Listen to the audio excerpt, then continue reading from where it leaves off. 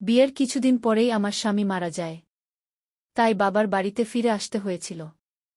আমার মা নেই, অনেক বছর আগেই মা চলে গিয়েছিল। তারপর থেকে আমি বাবার সাথে থাকি। আমিই সব কাজ করি। ঘরের রান্না থেকে শুরু করে সবকিছু আমাকেই সামলাতে হয়।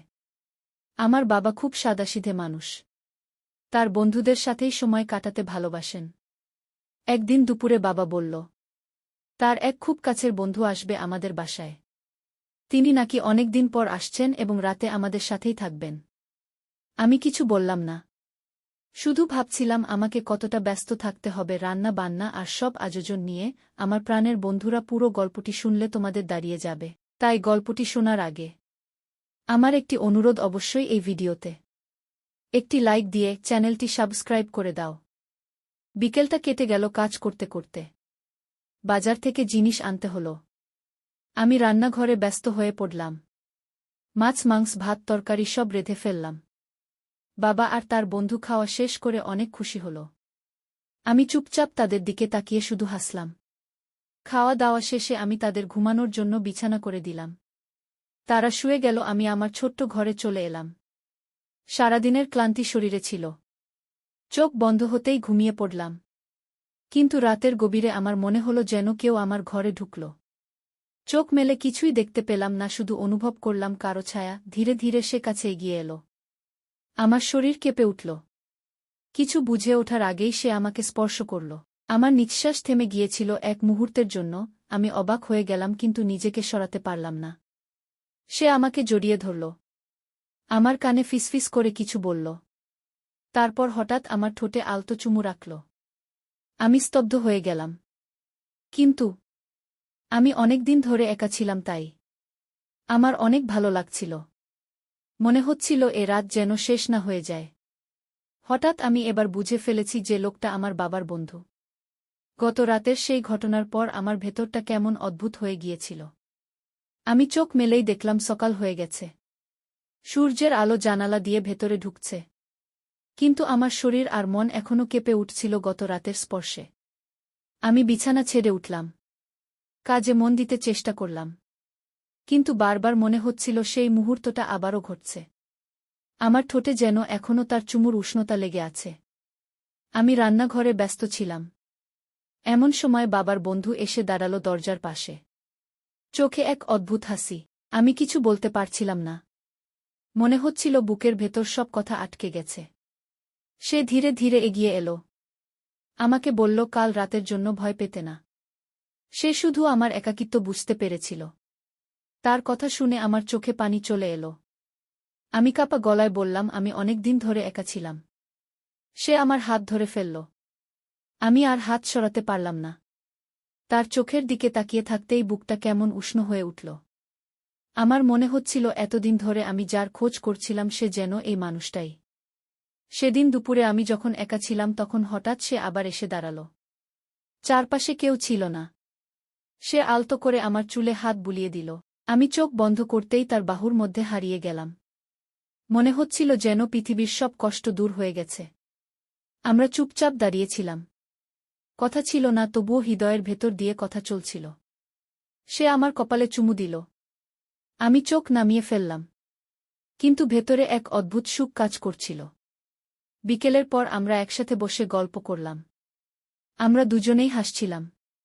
অনেক সহজ কথাও তখন খুব মিষ্টি মনে হচ্ছিল। আমি টের পেলাম আমাদের মাঝে এক অদৃশ্য টান তৈরি হয়েছে, যেটা আমি আগে কখনো অনুভব করিনি। রাত হলে সবাই ঘুমিয়ে পড়ল। কিন্তু আমার চোখে ঘুম আসছিল না। আমি বিছানায় শুয়ে শুধু ভাবছিলাম, সে কি আবার আসবে আমার কাছে, নাকি কাল রাতটাই ছিল একবারের মতো। হঠাৎ দরজা হালকা শব্দ করে খুলল। আমি চমকে তাকালাম। সে দাঁড়িয়ে আছে দরজায়। আমার চোখে চোখ রাখতেই সব প্রশ্নের উত্তর পাওয়া গেল। সে ধীরে ধীরে আমার কাছে এলো। আমার হাত ধরল। আমি নিজেকে সরাতে পারলাম না। তারপর সে আমাকে জড়িয়ে ধরল। আমি যেন আবার বেঁচে উঠলাম। আমি বুঝতে পারলাম এটা শুধু কোনো মুহূর্ত নয়।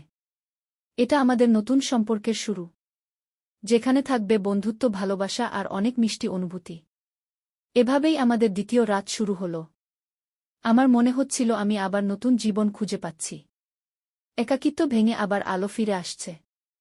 দ্বিতীয় রাতের সেই ঘটনার পর সকালে ঘুম ভাঙতেই আমার মনটা কেমন আলো ঝলমল লাগছিল।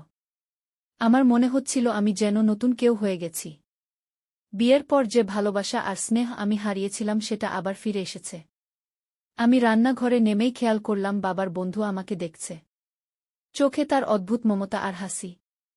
আমি চুপচাপ কাজ করছিলাম কিন্তু মনটা কাঁপছিল। কারণ আমি জানতাম আজ আবার কিছু নতুন হতে পারে।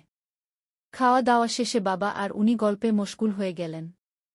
আমি এক কোণে বসে শুধু তাদের কথা শুনছিলাম। কিন্তু তার চোখ বারবার আমার দিকে চলে আসছিল।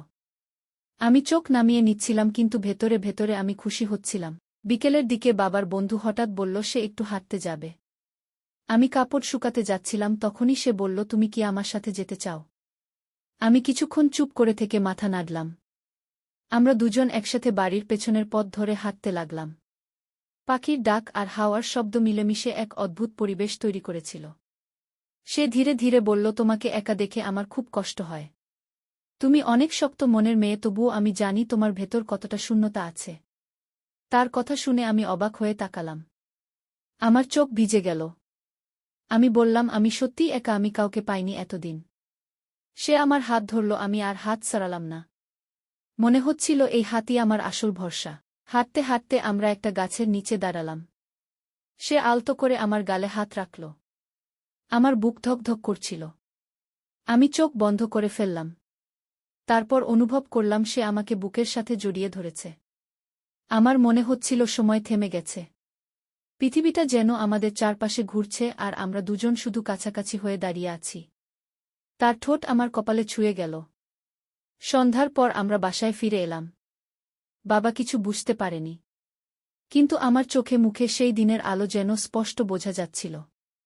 আমি আমার ঘরে বসে শুধু তার কথাগুলো ভাবছিলাম। রাতের খাবারের পর আমি বিছানায় শুয়ে পড়লাম। কিন্তু ঘুম এলো না।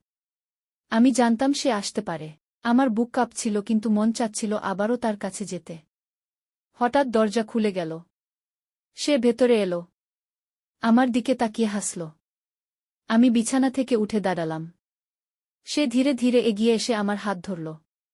আমরা দুজন একে অপরের চোখে তাকালাম। কোনো কথা ছিল না। কিন্তু আমাদের নিঃশ্বাসে সব কথা ভেসে উঠছিল। সে আমাকে জড়িয়ে ধরল আর আমি সম্পূর্ণ ভেসে গেলাম তার আদরে। সেই রাতে আমি বুঝতে পারলাম আমাদের সম্পর্ক এখন আর থামানো যাবে না। এটা শুধু এক মুহূর্তের টান নয়। এটা আস্তে আস্তে আমাদের জীবনের অংশ হয়ে যাচ্ছে।